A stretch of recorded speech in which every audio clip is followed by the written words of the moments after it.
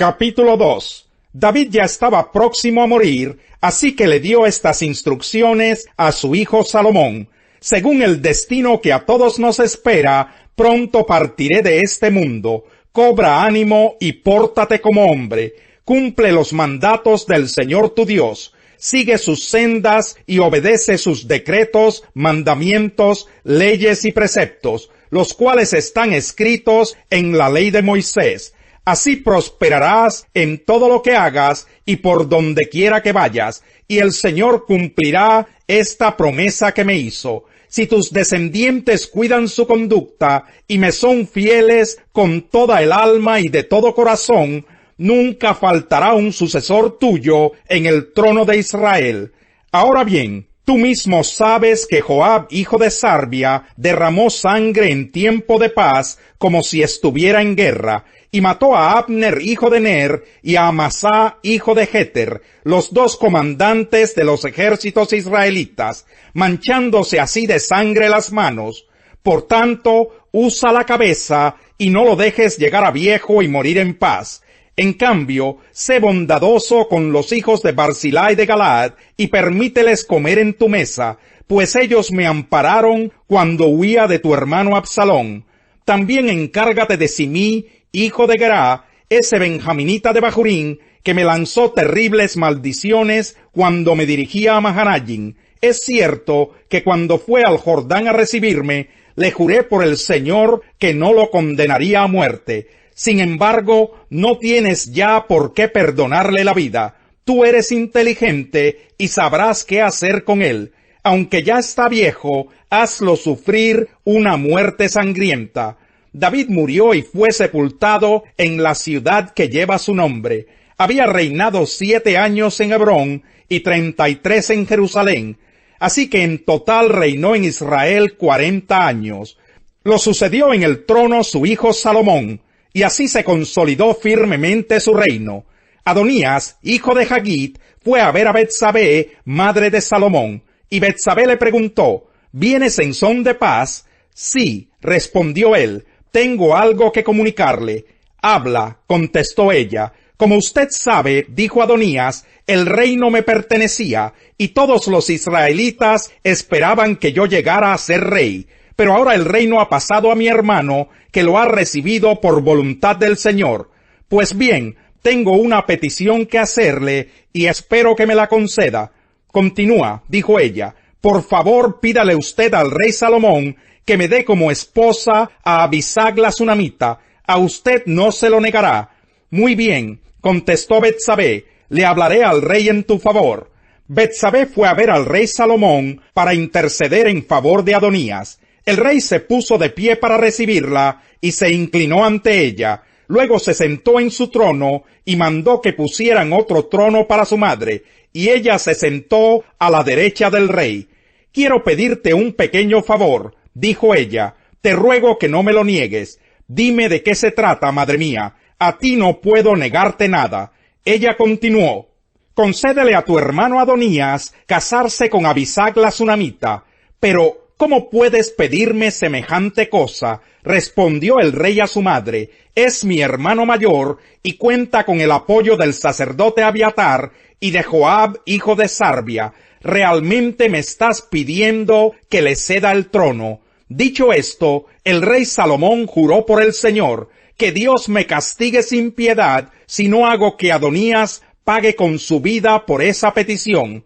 El Señor me ha establecido firmemente en el trono de mi padre, y conforme a su promesa me ha dado una dinastía. Por tanto, tan cierto como que él vive, juro que hoy mismo Adonías morirá. Enseguida, el rey Salomón le dio a Benaías, hijo de Joiadá, la orden de matar a Adonías. Al sacerdote Abiatar, el rey mismo le ordenó, regresa a tus tierras en Anatot.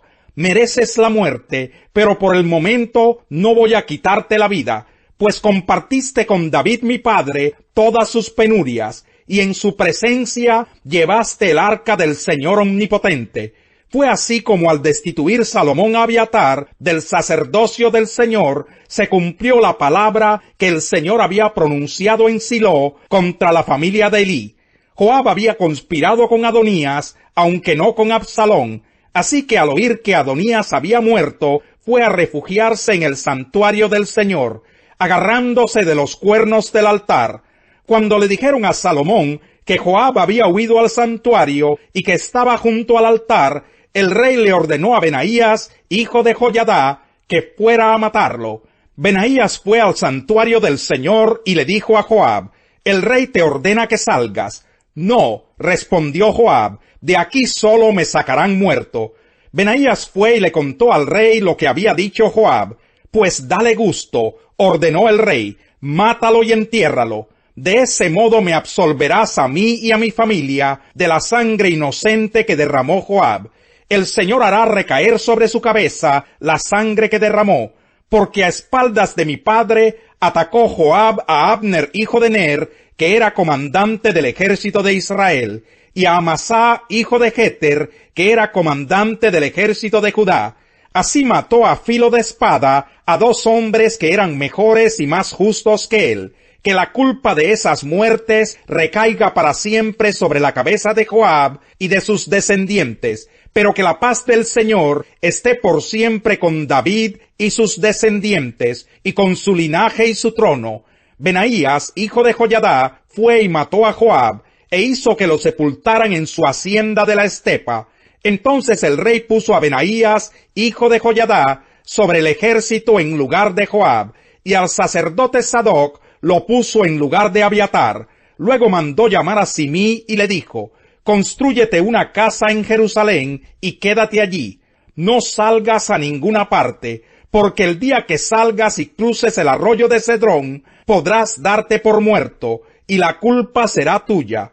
«De acuerdo», le respondió Simí al rey, «yo estoy para servir a su majestad, y acataré sus órdenes». Simí permaneció en Jerusalén por un buen tiempo, pero 3 años más tarde, 2 de sus esclavos escaparon a Gat, donde reinaba Aquis, hijo de Macá. Cuando le avisaron a Simí que sus esclavos estaban en Gat, aparejó su asno y se fue allá a buscarlos y traerlos de vuelta. Al oír Salomón que Simí había ido de Jerusalén a Gat y había regresado, lo mandó llamar y le dijo: «Yo te hice jurar por el Señor y te advertí, el día que salgas a cualquier lugar podrás darte por muerto, y tú dijiste que estabas de acuerdo y que obedecerías. ¿Por qué, pues, no cumpliste con tu juramento al Señor, ni obedeciste la orden que te di?» El rey también le dijo a Simí: «Tú bien sabes cuánto daño le hiciste a mi padre David. Ahora el Señor se vengará de ti por tu maldad. En cambio yo seré bendecido, y el trono de David permanecerá firme para siempre en presencia del Señor». Acto seguido, el rey le dio la orden a Benaías, hijo de Joiadá, y éste fue y mató a Simí. Así se consolidó el reino en manos de Salomón.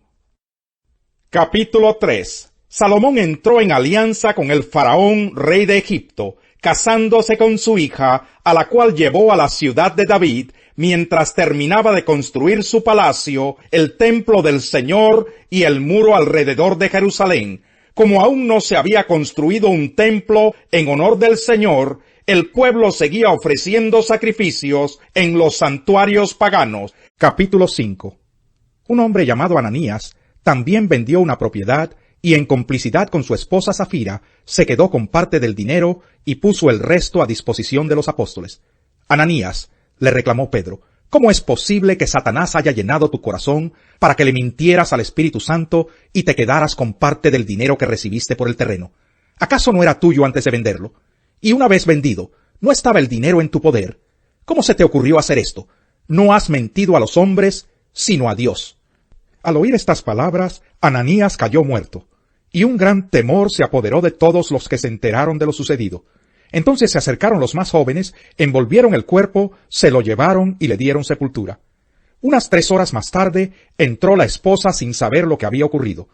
«Dime», le preguntó Pedro, «¿vendieron ustedes el terreno por tal precio?» «Sí», dijo ella, «por tal precio». «¿Por qué se pusieron de acuerdo para poner a prueba al Espíritu del Señor?», le recriminó Pedro. «Mira, los que sepultaron a tu esposo acaban de regresar y ahora te llevarán a ti. En ese mismo instante, ella cayó muerta a los pies de Pedro. Entonces entraron los jóvenes, y al verla muerta, se la llevaron y le dieron sepultura al lado de su esposo. Y un gran temor se apoderó de toda la iglesia, y de todos los que se enteraron de estos sucesos. Por medio de los apóstoles ocurrían muchas señales y prodigios entre el pueblo, y todos los creyentes se reunían de común acuerdo en el pórtico de Salomón. Nadie entre el pueblo se atrevía a juntarse con ellos, aunque los elogiaban. Y seguía aumentando el número de los que creían y aceptaban al Señor. Era tal la multitud de hombres y mujeres que hasta sacaban a los enfermos a las plazas y los ponían en colchonetas y camillas, para que al pasar Pedro, por lo menos su sombra cayera sobre alguno de ellos. También de los pueblos vecinos a Jerusalén acudían multitudes que llevaban personas enfermas y atormentadas por espíritus malignos, y todas eran sanadas. El sumo sacerdote y todos sus partidarios, que pertenecían a la secta de los saduceos, se llenaron de envidia. Entonces arrestaron a los apóstoles y los metieron en la cárcel común. Pero en la noche un ángel del Señor abrió las puertas de la cárcel y los sacó. Vayan, les dijo, preséntense en el templo y comuniquen al pueblo todo este mensaje de vida. Conforme a lo que habían oído, al amanecer entraron en el templo y se pusieron a enseñar.